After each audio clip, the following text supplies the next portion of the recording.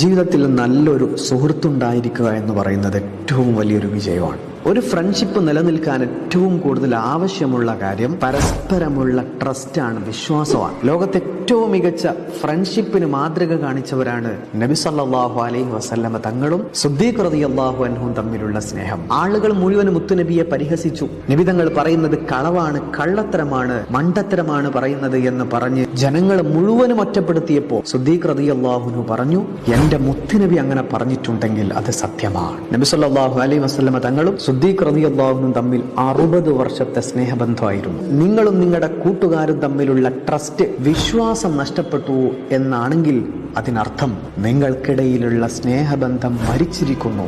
ഇനി ശേഷമുള്ളത് മുഴുവൻ അഭിനയം മാത്രമായിരിക്കും. വിശ്വാസം നഷ്ടപ്പെട്ട ഇടത്ത് പിന്നെ ഉണ്ടാകുന്നത് എന്താണ്?